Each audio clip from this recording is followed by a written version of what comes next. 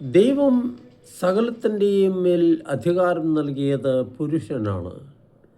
സ്ത്രീ എന്നും അവന് അധീനയായിരിക്കണം എന്നല്ലേ ഇതിൻ്റെ അർത്ഥം? അല്ല, ഇത് തെറ്റായ വ്യാഖ്യാനമാണ്. ദൈവം മനുഷ്യനെ പുരുഷനും സ്ത്രീയുമായാണ് സൃഷ്ടിച്ചത്.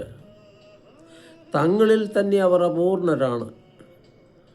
പ്രതീകാത്മകമായി പറഞ്ഞാൽ പുരുഷൻ്റെ വാരിയല്ലേ സ്ത്രീയുടെ കയ്യിലാണ്. അവർ പരസ്പര പൂരകങ്ങളാണ്, പരസ്പരം പൂരിപ്പിക്കേണ്ടവരാണ്.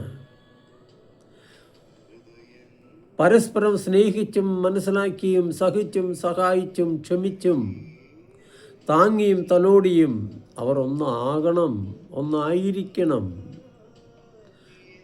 അപ്പോഴേ ജീവിതം വിജയിക്കൂ, അപ്പോഴേ അവർക്ക് അഭിവൃദ്ധി ഉണ്ടാകൂ, സമാധാനവും സന്തോഷവും സംതൃപ്തിയും ഉണ്ടാകൂ. പുരുഷ മേധാവിത്വം ദൈവിക പദ്ധതിയിലില്ല. തുല്യശക്തിയുള്ള രണ്ട് നേതാക്കന്മാർ ഒരു സമൂഹത്തിൽ ഉണ്ടാവില്ല. അവിടെ സഹകരണം ആവശ്യമാണ്.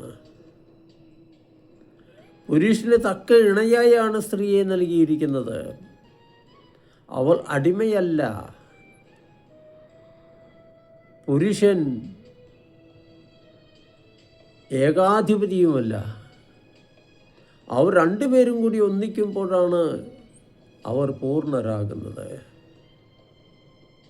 ഈ ദൈവിക പദ്ധതി നമ്മൾ മനസ്സിലാക്കണം. അപ്പോഴേ കുടുംബജീവിതം സന്തോഷവും സമാധാനവും ഉള്ളതാകൂ.